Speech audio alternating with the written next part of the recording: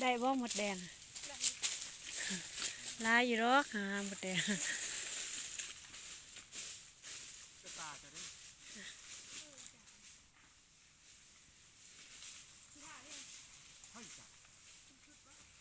ยังบ่ทันได้สุดอยู่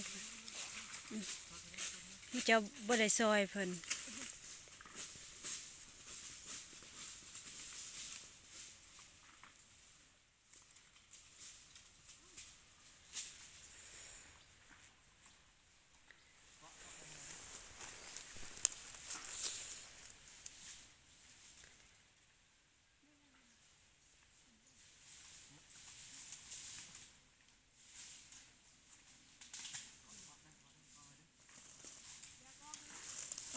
เรียบร้อย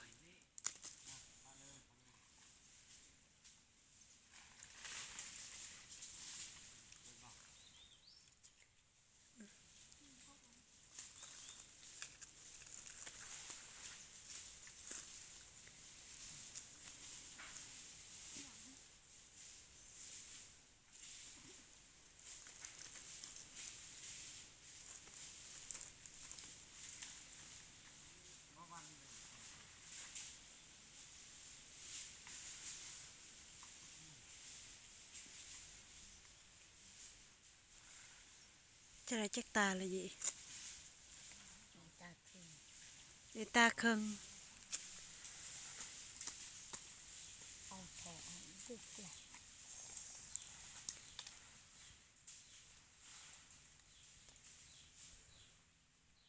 จะได้ตาครึ่งมันจะบ่เก็บอีกบ่ฮะพ่อละบ่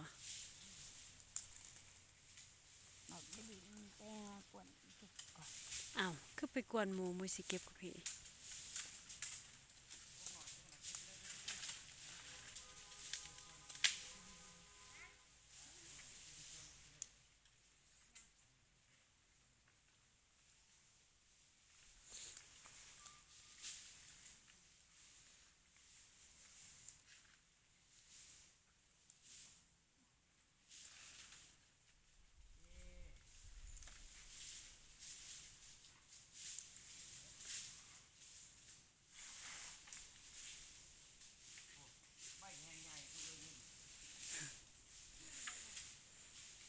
เล่นไม่ได้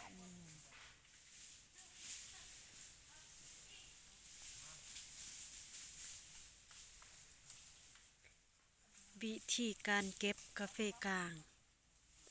มือนี้เป็นมือที่สอง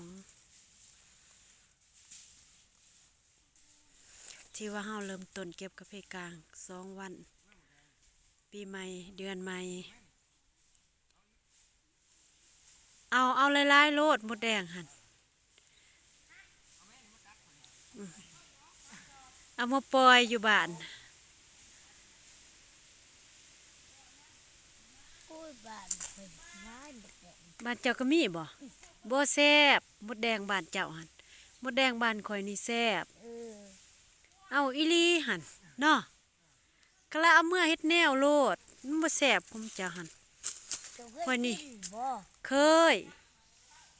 เจ้าข่อยบ่เคยไปอยู่บ่อยู่หั่นข่อยก็เคยบ่แซ่บใส่ต้มไก่ก็บ่แซ่บมันบ่สมปานใดหมดแดงทางนี่จะกินตัวหนึงนี่ก็สมชีดโลดบัดจะเมื่ออะไรจะกระจับใส่กระสอบเอาเมื่อน้ำโอ้ยมันก็ไปหมดตัวมันก็ครบก็รวย มันสิครบจังได้ใส่กระสอบแล้วก็มัดมันบ่ครบไผจ่างมันนอนเออรับเลยวะเนาะอ่ะตื่นมาเลยก็บ่เห็นไผ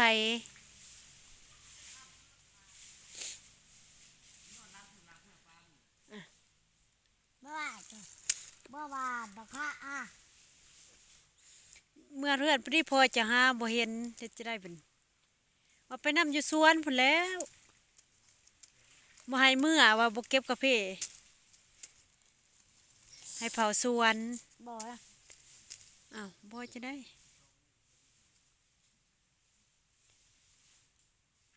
แล้วเป็นหยังหยีคือบ่เก็บกาแฟซะ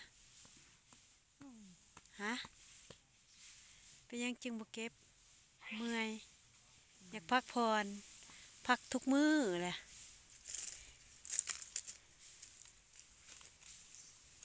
แม่นบ่ผิดกันกับไปฮะ แม่บักพุดกันกับพ่อบักพุด อ๋อ ไปสัตว์ ก็ปัดสัตว์เลย สัตว์แม่บักพุดไปนี่แม่บักพุดเอาขึ้นเป็น โอ้ ตัวดิเอามีปาดพ่นผักเขามีปาดเอาเป็นจะได้จึงผิดกัน ไว้เนี่ยว้าวไว้เป็นว้าว โอ้อันบ่ใส่หน้าบ้านมา หมานี่ก็สิว่าก้นนี่ เอาเสื้อคว่ำกัน เที่ยงกันคนอื่น ไผ เพื่อนอีมือเพื่อนแก่ๆเขาก็อยากหายว่าไม่ได้ของอยาก ขยันบ่เจ้า พอบอกว่า ขยันพอตะพุด พอเท่าก็พอมาจอบไปเลยพอเท่ากับพูดประทัดมาจอบไปเลย อ๋อ เอาคนนั้นลำวาดลำฟากไปเลยนี่อยากเป็นแบบประทัดขึ้นอยู่ละ แล้วใครแล้วเราอีต้นลานเราเราก็มาจอบแล้วเฮือนลูกก็ซ้ำเฮือนเราเอง โอ้ผิดกันบ่เมื่อคืนไผตีกันก่อนจ้ะเราตีเมีย ไฟเนี่ยว้าวข้าเก่งตี บ่ให้เว้าเอา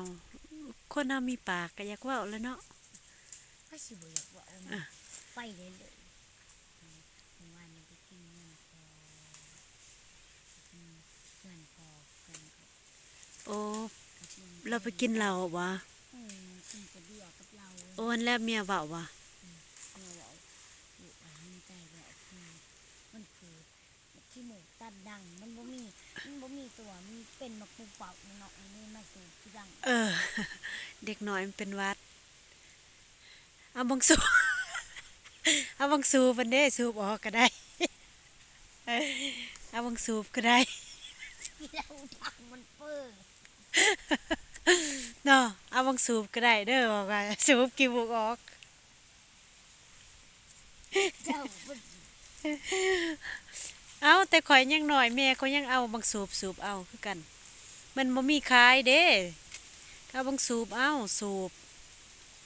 เอาเวลาเอาบังสูบแล้วจะกระดึงขึ้นมันก็ค่ะออกเบิดโลดบ่เชื่อจะลองเฮ็ดแล้วเด้อมื้ออันเด้อเห็นบ่วิธีเอาขี้มูกออกจากหูดัง ใส่บังสูบดูดออกบังสูบรถนั่นเด้ เป็นไรสูบช่ำนะ เอาขี้มูกออกข้าวเดียวหนึ่งออกเบิดโลด